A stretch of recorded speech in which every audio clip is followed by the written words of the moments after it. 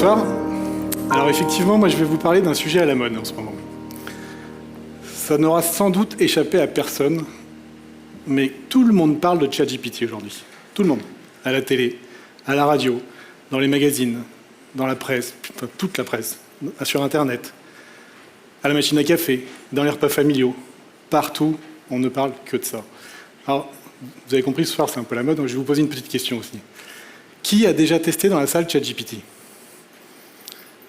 Bon, alors effectivement, le sujet est à la mode. Donc face à ce raz-de-marée, parce que vous me confirmez, face à ce raz-de-marée, nous, Odigo, vous les professionnels de la relation client, en fait, on peut se poser une question. Chatbot ou ChatGPT ? Donc bonjour, je suis Corentin, je travaille chez Odigo, comme l'a dit David, je suis directeur R&D, et ensemble, on va répondre à cette question ce soir. Avant de plonger dans le sujet, faisons un petit flashback. Parlons plus globalement d'IA, l'intelligence artificielle. C'est quoi finalement ? C'est assez simple. C'est permettre à un système informatique d'apprendre et d'exécuter en toute autonomie une tâche normalement associée à l'intelligence humaine. Bon, c'est pas si simple en fait. Et surtout, c'est pas neuf, c'est pas nouveau du tout. ChatGPT n'a pas inventé l'IA. L'IA, on en parle depuis le début des années 50 à peu près. Longtemps cantonné à quelques savants et mathématiciens, en fait, la discipline a vécu une espèce de long hiver d'environ un demi-siècle. Alors pourquoi ça a été si long ? En fait, c'est simple. L'IA, c'est quoi ? C'est trois choses. C'est des algorithmes, c'est de la data, et c'est de la puissance de calcul. Et en fait, on n'était juste pas prêts. Les algorithmes, on en avait. Il y a des algorithmes d'IA qui datent vraiment des années 50 qui sont encore utilisés aujourd'hui. Par contre, la data, le carburant de l'IA, en fait, on n'en avait pas. Et la puissance de calcul, c'est pareil. Depuis les années 2000, tout s'est accéléré. Je ne sais pas si vous vous rendez compte, il y a peu de temps, en 2010, on a créé dans le monde, tout système informatique confondu, l'équivalent de 2 zeta-octets de données. Alors vous allez me dire, c'est quoi un zeta ? Un zeta, c'est 1 milliard de téra. Donc on a créé dans le monde 2 milliards de téra en 2010. En 2020, ce chiffre est monté à 60 zeta. Et on en attend d'ici 2030 l'équivalent de 600 zeta. Donc le carburant nécessaire, il est disponible. Et en masse. La puissance de calcul, on le disait, c'est quoi ? C'est le moteur de l'IA, qui, alimenté par ce carburant, va faire tourner nos fameux algorithmes. Et la boucle est bouclée. Depuis quelques années, la puissance de calcul dédiée au système d'IA a doublé tous les 3 à 4 mois.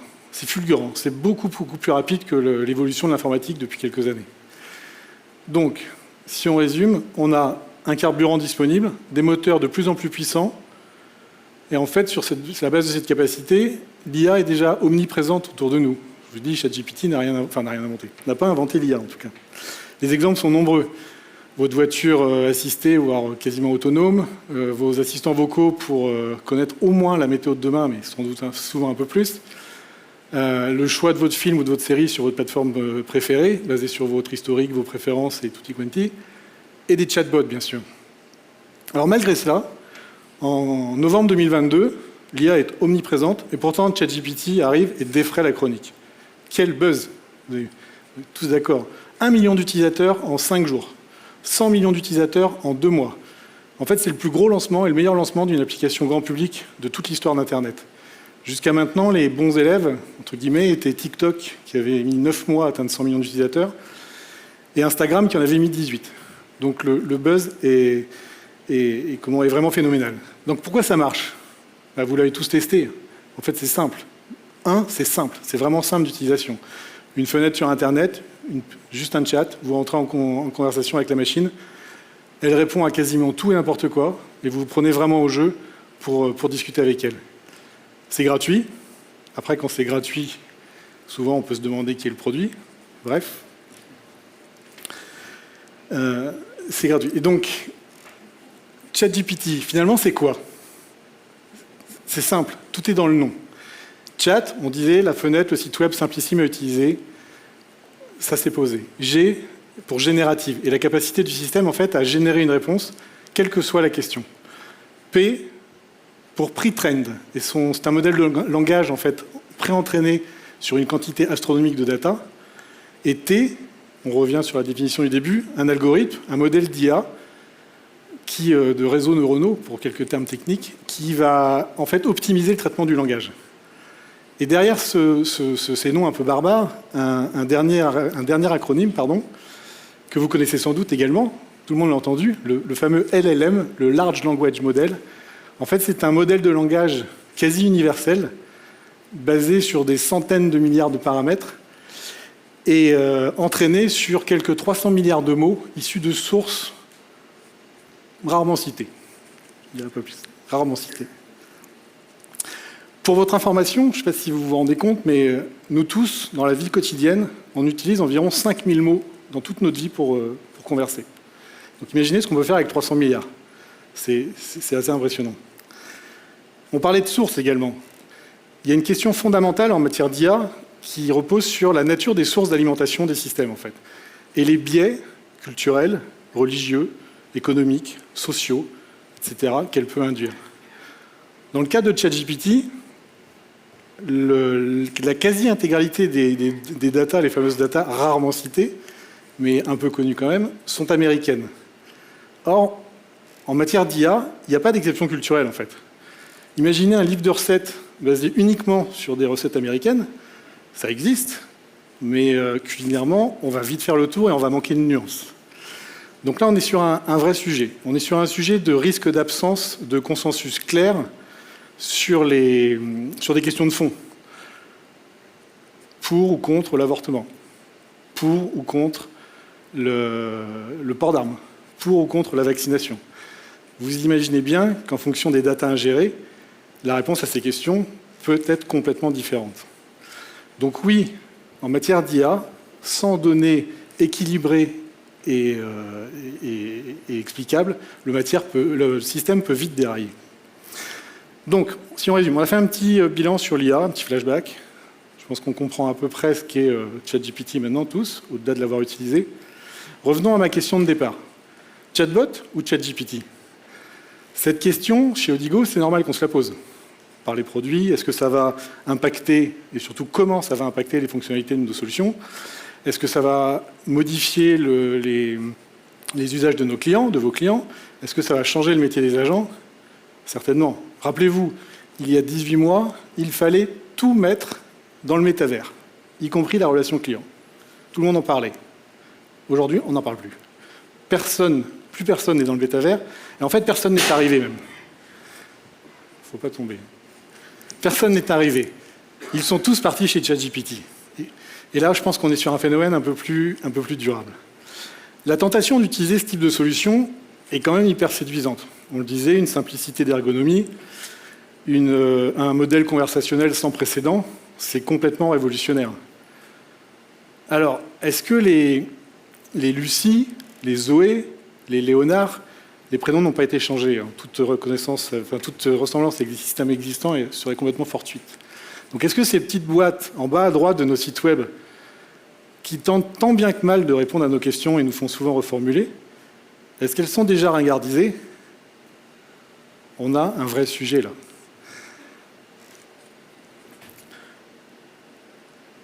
Mais car la tentation d'utiliser, je disais, la plupart de vos clients, de nos clients, vous l'avez vu tout à l'heure, ont déjà testé ChatGPT.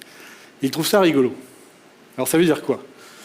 Ça veut dire que ChatGPT, en fait, son ergonomie séduit. Ça, on en est tous convaincus, on en a parlé. Ça veut dire qu'ils pensent que ChatGPT, quelque part, a des super pouvoirs. Ça veut dire que quand ils vont poser des questions maintenant à nos chatbots, ils s'attendent en fait à une réponse comme ChatGPT. Ils s'attendent à un magicien, quelque part. Mais attention, ChatGPT se trompe. Merci.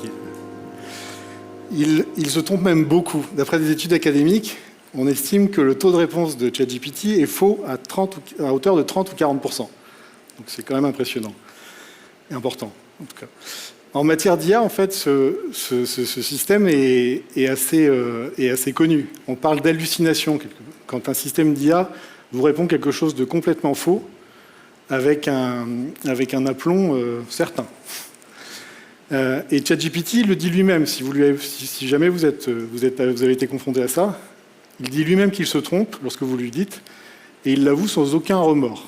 Mais alors, absolument aucun. Nos chatbots, à nous, ils ne se trompent pas. Ils font uniquement ce qu'on leur dit de faire, en fait, et ce qu'on leur a appris à faire. Alors, ça peut être frustrant, mais ils savent dire « je ne sais pas ». Ça peut être pénible, mais c'est honnête, au moins, même s'ils ont souvent la mémoire d'un poisson rouge. Donc, revenons une dernière fois à notre question. Mais avant, rappelez-vous, le G de générer, enfin de GPT, c'est bien généré. Donc, quoi qu'il arrive avec GPT, vous aurez une réponse, aussi farfelue soit-elle. Une chatbot, non. Alors revenons à notre question. Chatbot ou ChatGPT? Nous, chez Odigo, on se la pose effectivement, cette question. Et pour avancer, on a fait un petit tableau de comparaison pour essayer de remettre tout ça en situation. Je vous ferai gré de tout lire.